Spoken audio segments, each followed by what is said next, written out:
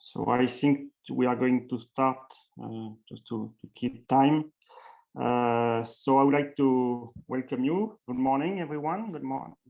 Welcome to this second day of the ADMOS conference. My name is Ludovic Chamois from ENS Paris-Saclay in France, and I will be sharing this session. So as you can see, this session is on data assimilation and inverse problems. So the idea is to put that in the conference is to see the link that we can have between models, adaptive models, and data, because it's more and more related, more and more linked in applications. So that we have 4 talks which will be dealing with this, how we can connect the data and models efficiently. I wish you had a nice conference so far, and I hope it will go on today. So as usual, as you have seen yesterday, you are free and you are invited to ask questions during the talks in the Zoom chat, and I will sort them at the end, and I will ask them directly to the speakers at the end of the talk. So when you ask questions, you also indicate to which speaker it is for. And so we have 4 talks of 5 minutes, and then as it is scheduled, we have 30-minute discussions to talk about this the topics addressed in the talks, but also maybe something else related to data assimilation and inverse problems. So I think it's start to start with the first talk from myself and from colleagues from École des Ponts and IFTAR in France. So I'm going to close my screen, and I will let the person from Trippers to start the video, and then I will present the second speaker later on. I stopped my screen. Oh. Hi everyone, my name is Ludovic Chamois from ENS Paris-Saclay. I will present a guaranteed strategy for inverse analysis with application to building thermal problems. It is a joint work with Zora Jatuti, Julien Reitens, and Patrice Chatelier. We place in the context of inverse analysis with unsteady thermal problems on mechanical structures with given boundary conditions and measurement data. The goal is to recover unknown values of model parameters, such as local heat capacity or conductivity, from this data. It is well known that it is an ill-posed problem, especially here for building thermal application, where there are usually many parameters but few data. The inverse problem may be solved with classical deterministic or stochastic approaches, and here we chose a deterministic approach. Another specificity is that people are usually interested in some outputs of the model alone, which are scalar quantities of interest. We thus wish to focus the parameter identification on these quantities for safe decision-making. The goal is to perform partial model updating, decreasing the computational cost without losing much accuracy. This requires to recover the link in terms of sensitivity between data, parameters, and the sought quantity. Here, we propose and implement a method that performs this automatically. Our goal-oriented approach is based on the framework of the modified quantitative relation error, MCRE, used in many structural mechanics applications of inverse analysis. Its philosophy is to construct a cost function based on the reliability of model information. Reliable information, such as balance equations, is enforced, while other information is relaxed and satisfied at best. It thus yields a functional made of weighting, modeling, and measurement error terms, and an optimization problem is solved. The procedure is regularized from the physics, but also from the employed hierarchical minimization process. In our goal-oriented strategy, we keep the same philosophy, but we change the cost function in something dedicated to the quantity of interest denoted Q here. This new cost function involves 2 predictions of Q, one coming from the model alone and derived from a temperature field T1, and the other one that can be seen as an extrapolation of data and derived from a field T2 that mixes model and data. Introducing a Lagrange formulation with constraint on T1 and T2, The minimization is performed iteratively by solving a set of problems potentially coupled in time and related to the search of the saddle point. This yields a gradient from which a subset of parameters to identify can be selected. And in practice, few iterations are necessary, and the CPU cost is decreased by using reduced order modeling. I now show an application with a real concrete building, which is part of the research sensitivity equipment. In this building, specific climate conditions are enforced, and measurements are given by 14 temperature or flux sensors located at different places. The consider model has 15 parameters listed in this table. The guarantee strategy is implemented in numerical architectures and incorporates commercial CAD and simulation tools. We consider 3 different quantities, and you can see in the table at the bottom that the strategy leads to the updating of 1 or 2 parameters only for each quantity, while still providing accurate prediction on quantity values. In addition, it is straightforward to perform optimal experimental design with this guarantee strategy, as it directly gives sensitivity of the quantity of interest to measurements through the identification process. We represent here for quantities A and B the sensitivity of each sensor, indicated that only one sensor should be enough to predict quantity A.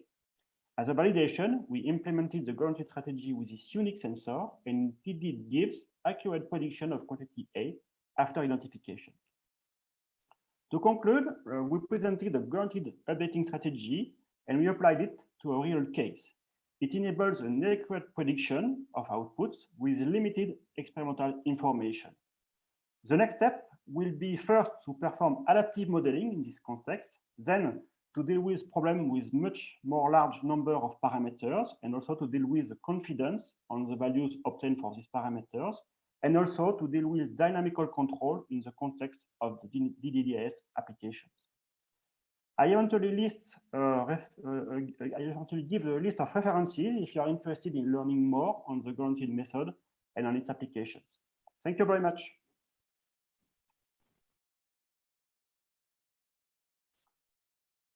Okay, so we now have a second talk from Willy Haïk, coming from Sorbonne University in Paris. And he will talk about real-time data assimilation and model enrichment from data.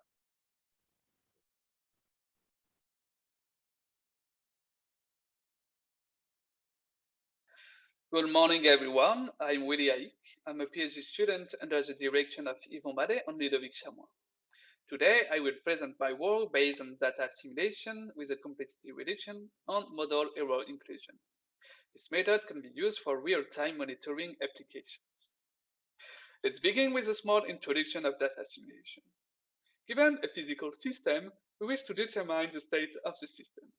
For that purpose, observations are given by sensors at different sampling times, and the first difficulty is that observation data is noisy. Moreover, we seek to have a model of the physical system in order to simulate the parametric behavior. Some parameters are uncertain, so the second difficulty is the error of model, because it's always a deficient representation of physics. So with noisy data and a biased model, it's difficult to estimate the true state. Moreover, we want a real-time procedure. This study fits into the context of dynamic data-driven application systems and hybrid twins. We want a formulation that computes, first, a simulation framework able to solve complex problems under real-time constraints, and second, a procedure about to proceed with data assimilation and data-driven modeling. A method, the parameterized background data week, introduced by Made, have all these features, but this method is developed for a steady framework.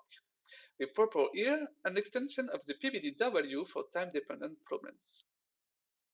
On a physical system, we integrate an n-rank approximation of the best knowledge model on n experimental observations in order to estimate the true state. At each sampling time tk, we apply the PBDW.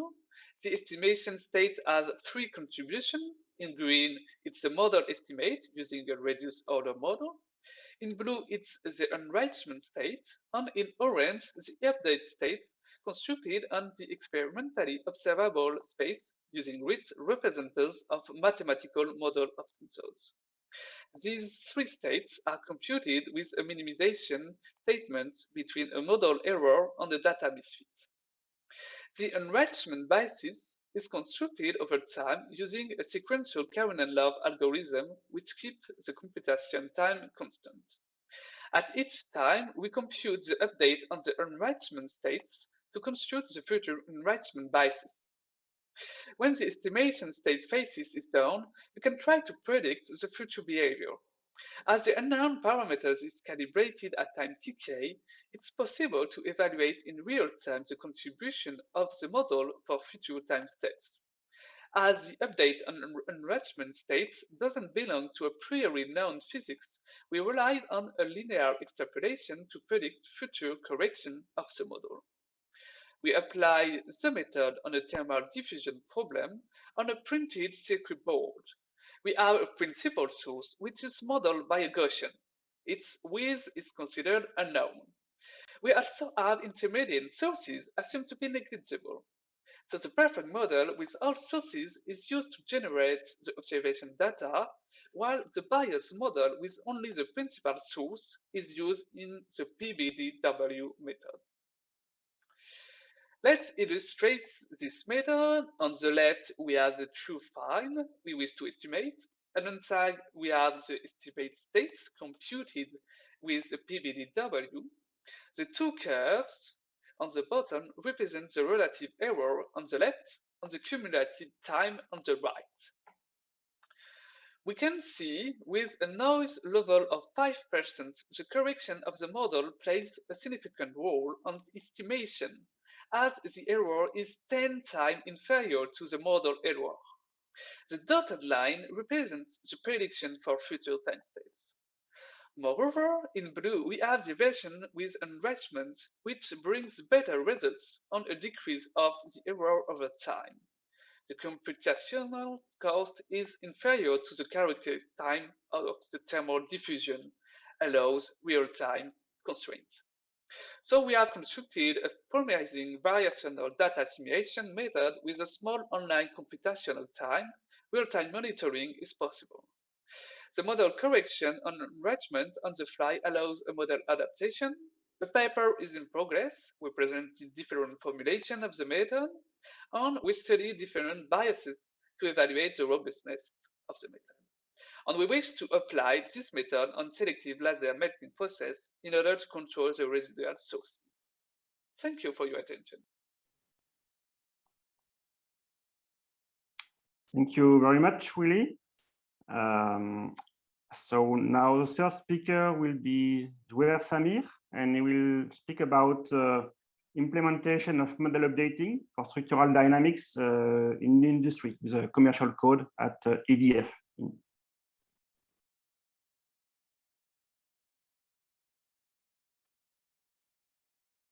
Hello everyone, my name is Samuel Zouer.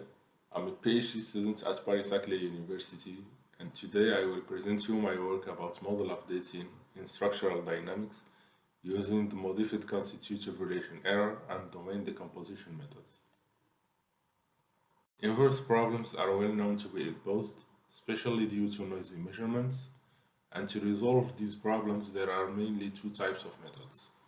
Deterministic methods that are formulated as minimization problems of some function composed of a regularization term and a distance term, and stochastic methods that represent all uncertainties using density functions.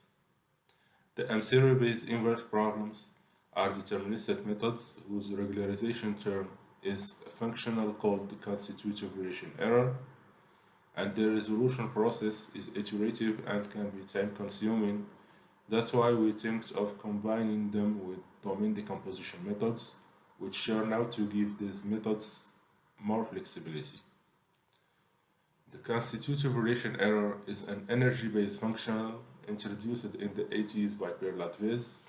It was used first as an a posteriori error estimator to measure the quality of finite element solutions, and its main advantages are modeling errors localization and convexity for either linear or nonlinear problems. Its main idea is splitting the equations of the problem into reliable and unreliable equations. Unreliable equations are mainly the constitutive equations. It then introduced two admissible fields, inadmissible stress fields to satisfy the equilibrium equation and Neumann conditions, and an admissible displacement field to satisfy the compatibility equation and directly boundary conditions.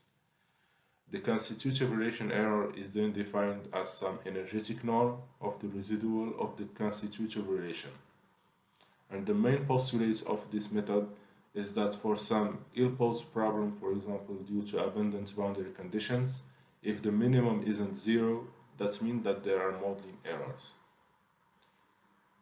Within a model updating context, the functional use is called the modified constitutive relation error. It is composed of two terms, a regularization term, which is the constitutive relation error that stabilizes the solution, and a distance term that measures the gap between the model prediction and the experimental measurements. The resolution process of this inverse problem is iterative, composed of two steps, a localization step where we localize the most erroneous regions, and a correction step where we update the parameters of those regions. Here we applied the localization step of the M0 to a simple 3D beam with homogeneous directly conditions on a side and an harmonic load applied on the other side. We also enforced some rigidity and damping errors in the middle of the beam, and we used simulated experimental measurements. And as you can see, the method succeeded to localize the regions where errors were enforced. Domain decomposition methods are parallel iterative methods to resolve large system of equations.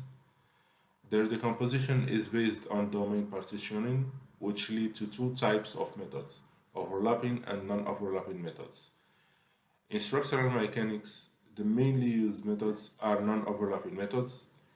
In these methods, we formulate an interface problem that is resolved iteratively using relevant preconditioners and coarse problems that are available, which make these methods very scalable. We use these methods to reformulate the localization step of the M0-based inverse problem, and we also proved that the available DDM solvers can be used as black boxes if two conditions are met. The first one is that the geometric interface doesn't contain any experimental data, and the second one is that the distance term must satisfy a particular condition. We applied this new approach to the same example I've already presented, and as you can see, the results are satisfying since this new approach also succeeded to localize regions where errors were enforced. In the future, we would like to test the method within an industrial context using Codacer, which is a finite element solver. We want also to apply ROM methods to the M0 localization step and compare them with the DDM approach. And finally, we want to use the method to optimize sensors placement. Thank you for your attention.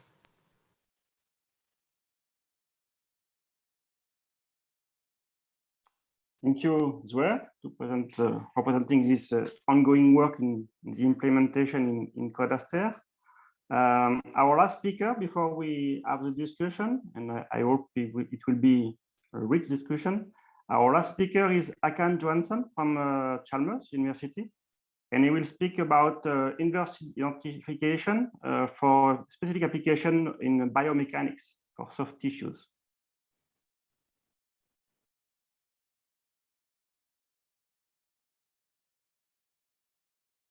Hello, my name is Håkan Johansson. I'm from Chalmers.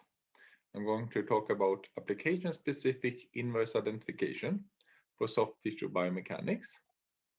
The motivation behind this work is that I'm interested in the identification of soft tissue material parameters, which is difficult for many reasons. And we're interested in to couple the parameter identification with the subsequent simulation where the parameters will be used. So we can talk about adaptive modeling by tailoring the material model for the specific simulation. So the example here we have at mind here is a generalized Maxwell model described by a stiffness spectrum, where the stress is determined by the viscous strain contribution integrated over the stiffness spectrum, E. So we would like to find this distribution function E of tau. And this is to be determined from a relaxation test with test data, a stress over time. And this is from many different magnitudes of time, which means that this stiffness spectrum is useful.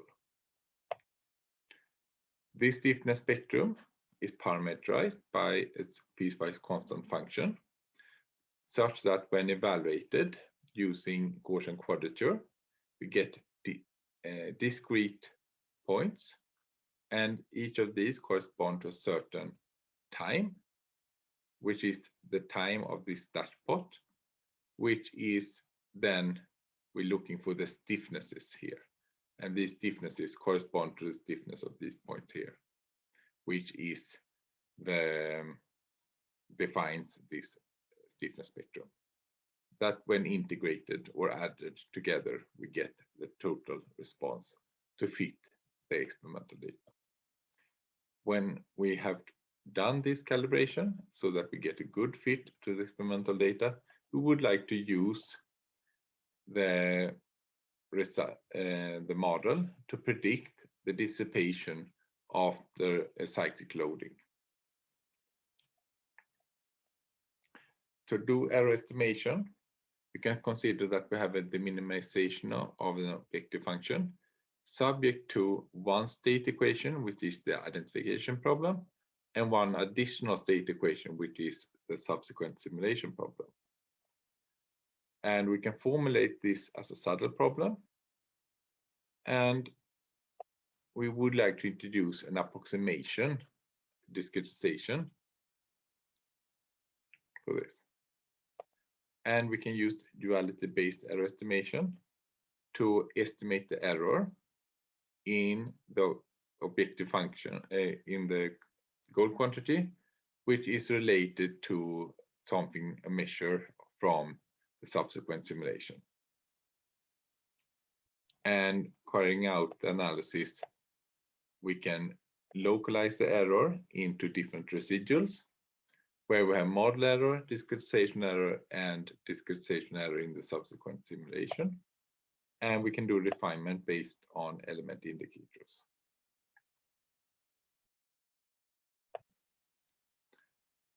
So if we apply this method after some heavy derivations, and we fit the model, we get the stiffness distribution, and starting with just 3 elements in the stiffness distribution, we get some fit, and we have a constant step.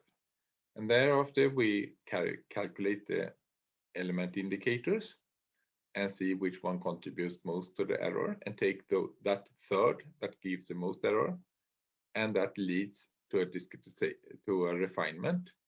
So after a few iterations, we have a reduced step size towards the end of the simulation where we are interested, and also at the higher end of the stiffness spectrum. And further iterations in the adaptive scheme gives further refinement. So we've studied, so this shows that we can localize error in the context of parameter identification and subsequent simulation. And the future is to study the situation with large strains and a more engineering relevant simulation problem. And here is acknowledgement to Hossein Nasiri and a few references that you can study further. Thank you for your attention. Thank you very much, Hakan, for this interesting talk. So now it's time for the discussions. So we have about 30 minutes, a little bit less now. And then I see one question in the chat, but again, feel free to ask some in the chat, or so that I can directly take them and ask to the speakers. So the first one I received was from Akan on my talk and on about the way I was discussing the temperature in the problem in the room in the building problem. So I would answer there are two things to know. So the first one is that the building actually is discretized in zones which represent the rooms, and in interfaces which represent the walls. And so we only perform discretization on the interfaces. In each zone, it's a single point temperature, so there is no space discretization in the rooms. But otherwise, yes, the temperature is discretized in space and time, and that's why we use model reduction, because when you solve the inverse problem, you end up with the problem which is coupled in space and time with some conditions at both ends in time, at initial and final conditions. And so to be efficient to solve this, we decouple space and time using the PGD model reduction. So the answer to your question is yes, we discretize both in space and time our problem. I hope this answers the question. There is a second question from Frederick to our third speaker, to the where. And the question is there a sensitivity of the formulation with respect to damping? So how damping is coming into play in the problem? So where you can unmute yourself and answer the question. Can you hear me? Yes. Okay. We are resolving an inverse problem in structural dynamics, and the damping has a major role. As I said, there are in structural dynamics, there are two versions of the M0 inverse problems. There are the Drucker-based inverse problem and dissipation-based one. The dissipation-based one is special when we want to identify damping parameters.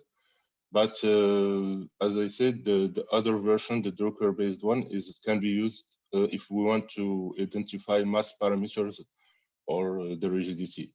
But the particularity of the damping is that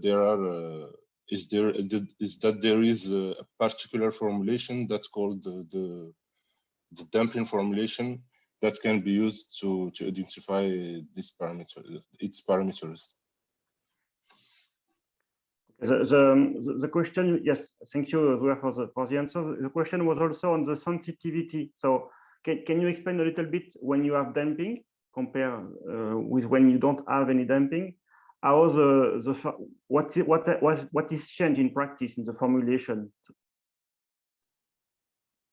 You started answering, but can you give a little bit more on the sensitivity aspects? So that if you are, for instance, if you apply your formulation with damping, and actually you have no damping or very little damping, does it still work, or is it very sensitive? Is it very sensitive to the level of damping? Actually, we didn't study that yet, but I guess the formulation work, either the damping exists or not, but its sensitivity to this particular parameter, we didn't yet study that, but we hope that in the future we would do that. Okay, so I hope, Frederick, this answers your question. Otherwise, let us know. If you have other questions, feel free to write in the chat again. So I have some questions for each of you, each of the three other speakers. Maybe I will start with the last speaker, with Akan. So I just was wondering, because you are working also on some kind of goal-oriented control of your inverse problem with discretization. So more or less, does it come back to what I speak about in the first talk? That means that you are going at the end to update, to identify only some subsets of parameters. If you have a large number of parameters, does your method ends up with an automatic selection of the more influent parameters to identify, in addition to adapting the discretization, of course, in addition, but do you also select the relevant parameters to update with respect to the quantity of interest? Thank you. Yes, that is this relaxation spectrum, or what one would like to refer to, this stiffness spectrum, which is discretized. So, so the goal-oriented approach finds which part of the spectrum contributes most to the goal quantity, so that we refine. But in each step, when we identify, I mean, it is in a sense a linear problem to identify the stiffness spectrum from the relaxation time function. So that identification problem we solve analytically almost. Okay, it's in the sense of the spectrum. Okay, I understand. Okay, and my second question was about the data in practice for soft tissues. Which kind of data do you have? Some kind of temperature field or something more this increment? There are different types of data, and I'm a little sad that I didn't get be able to do all the experiments that we have access to. But typically there are rheometer tests where a sample is twisted at different speeds. But what I presented here was only for small strains, but there are also other tests where you do this for larger strains and also compression tests. Yeah, but what you recover is from imaging. What kind of it is it's measured from the rheometer, so it's it measures sort of a torque and a displacement, but the sample is considered as uniform, so it's just a shear strain and a shear stress. Okay. And this what was shown here was an equivalent relaxation test. But you could have some more maybe localized information if you have some. I mean, you could have some kind of field of what happens, no, with new technologies in or something. Yeah. And the sad thing was that the funding that I hope to get during the spring, I got now. So we will do the experiments during fall instead of during the spring. So that's why they're not presented here. I was a bit optimistic when submitting the abstract in the spring. Okay, thanks for your answer. I have a question also for the second speaker, for Willy, if he is there. I think so. I have a question about the enrichment, because I think it's something which is more and more investigated in many applications when you want to enrich a model with some database quantities. So in your work, how do you see the use of learning techniques, of neural networks or things like this to help in the enrichment? Because what you do actually, you have an enrichment and then you extrapolate in time. But do you think that the use of this kind of learning techniques could help in getting the enrichment more easily? I think it's not in your, for sure, it's not in your PhD, but what do you think, could you couple with this kind of techniques? So hello from France at the beginning. Yes, we assume the model is deficient, so we have a correction of the model. Just actually, we just extract the data, the deficient physics from the data using update state, the previous update states. We can use a neural network with this. Do you hear me well? Yeah, perfectly. Fine. Okay.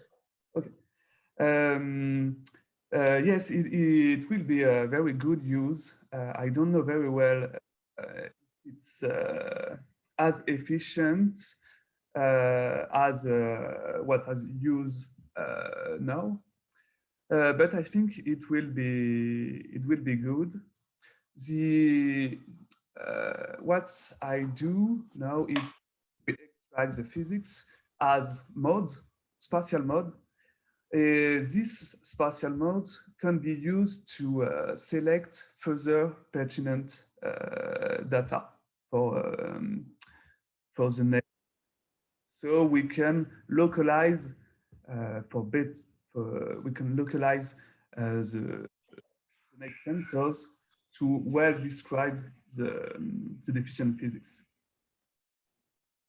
Okay, thank you. And I have a related question, because also with neural networks, now people more and more try to constrain with some physics information, the neural network. So in your enrichment, can you explain if you have any constraint coming from the physics? Are you allowed to have any kind of enrichment, or do you constrain it to be close to a given model, or I don't know? So do you have any constraint on how you select the enrichment? There is no constraint on the enrichment because we don't know how is the bias of the model, so we have to. I don't think it's a good thing to constrain the enrichments, as we can learn from unmodeled physics.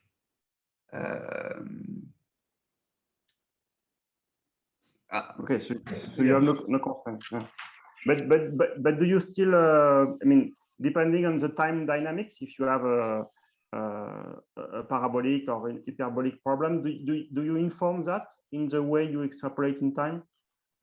Yes. The extrapolation, as we don't have any model for the update states, I use reduce decomposition to extract the temporal evolution. This time function can be extrapolated in time, and we use the spatial modes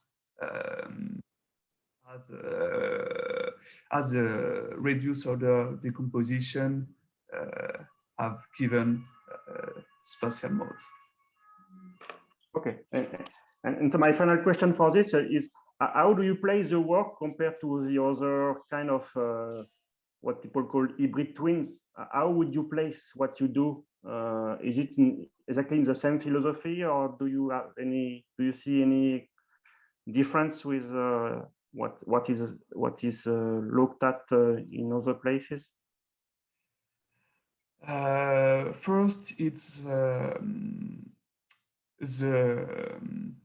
the cost function as its model error and misfit. It's the same of other models, because the two contribution of errors are at the model and at the data misfit. The beginning is the same. We focus on only a deterministic method. Some other database on hybrid twins methods have light stochastic point of view. So the first originality is on the deterministic view of the.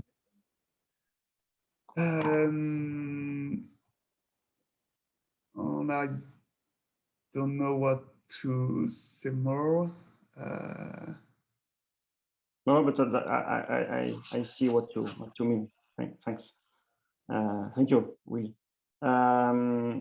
I don't see other question in the chat. I have one question also for the third speaker, for Zouer, if he's there still. A question about so in domain decomposition. That's something you didn't mention in your talk, but in 5 minutes it's quite hard to put everything. Can you explain a little bit how the domain decomposition can help? So of course it helps in the way in solving efficiently large problems, but I think it also helps in the updating itself. Can you explain a little bit about that? The way you decompose the structure in subdomains. How can you take advantage of that to update only some small parts and not the global structure. Okay. Domain decomposition methods give the identification problem more flexibility. We can think that during the resolution process or during the resolution of the inverse problem, we can update parameters of some subdomains without an overcost to the resolution. And we can also think of using the solution of previous steps to start the new as an initialization of the new steps of the current step. Okay. So you use it to Yes. in the sequential framework. Yeah, domain decomposition methods have an advantages in a numerical way that make the method to be faster, but also that gives the method more flexibility, as I said. Okay. Thank you. So I think there is no more question. I propose maybe we stop in 5 minutes to have the coffee break, but I would have to take advantage of this session to ask a general question to each of the speakers and maybe the audience if they want to reply by the chat on the challenges in terms of data assimilation. And now we speak about more and more about real-time data assimilation. We have more and more data. Some people are going to say that you could remove the model and construct directly by the data. So I would like to have your opinion on what do you think is a more challenging research topics for the future in inverse problems and data assimilation. What do you think for the next ADMOS conference? What could be a nice mini symposium on something related to data and the link with models? So feel free to answer either in the chat or for the speaker directly online.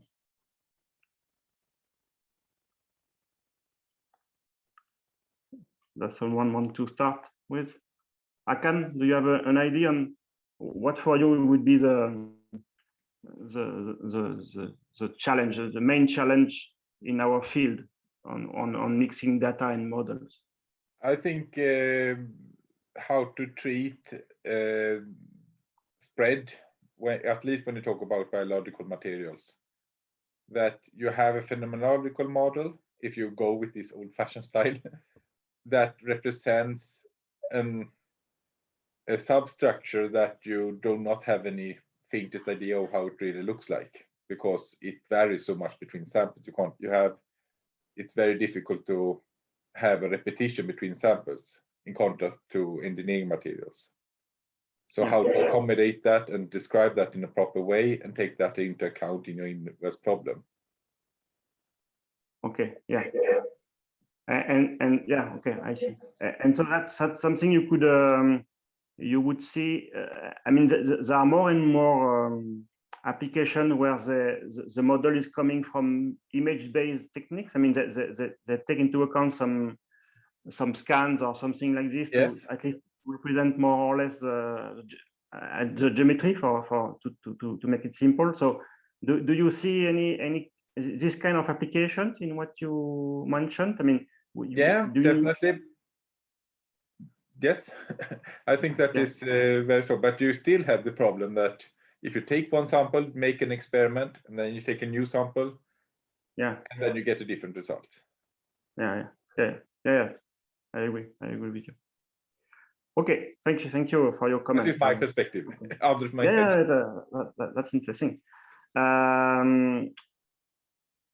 There is one comment by Frederick. You can read it on the chat. I believe the implementation of sufficient but efficient modeling constraint on the solution, how to constrain the data, output sequence based on your knowledge database.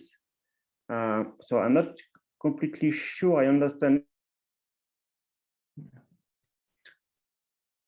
Well, maybe I can take advantage of not having my video and audio locked, so I can express. I mean, I think that in this how to use data methods efficiently is of course a huge field, and it's exploding. And I think it's just this cutoff between what is efficient versus what is sufficient to control what we can get from data techniques, but still to bring in or modeling things like, well, as mentioned here, I mean, the reliable equations, and how to do that in an efficient manner, yet while taking advantage of the procedures in data assisted approaches.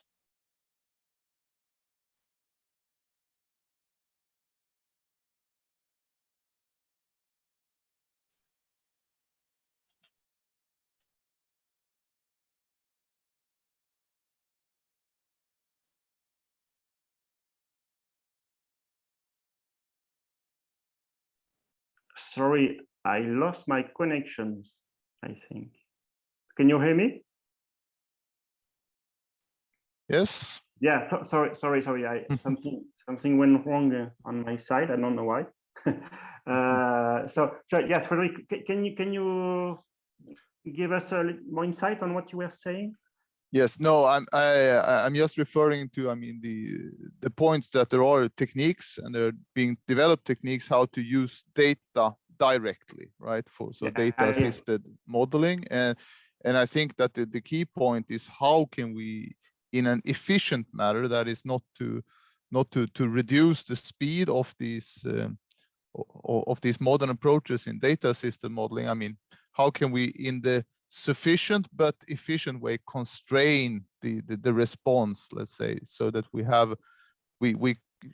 capture the proper physics in terms of when we are far away from data points. I mean, how can we get that in without being too restrictive of how we use the data, right? I think that's in my mind is a key issue for future. Yeah. But from what I have seen in this topic of database modeling, yet if you want to address some complex system or systems of system with some interfaces, some interaction between systems, I'm not even sure you can get this from data alone, because you need to put some a priori on how things are going to have interactions, and so. I think this kind of database approach is restricted to some problems which are already correctly structured. But if you have something that you don't know, and you want to also learn how the things are interacting together, if you speak about systems of systems, if you don't put any a priori from models or from any kind of physics knowledge on how they should interact, I don't see how you can do it. So. That should be a constraint, of course, but yeah, it's a difficult situation to address. Yeah, I agree. Yeah. Okay, so other questions? We still have 3 minutes before the break.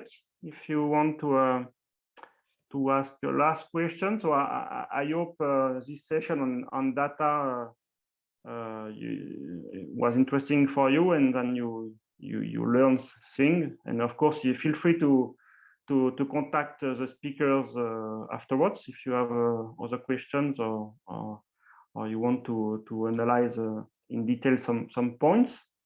So if there is no questions, I just would like to conclude with this slides indicating that we now have a small break, and then the next session will start in about 10 minutes at 10, and it will be an invited session organized by Sergio. So I would like eventually to thank you for attending this session, and have a nice conference until tomorrow evening. Thank you very much, everyone, and thank you for the speaker too. Thank you for joining us.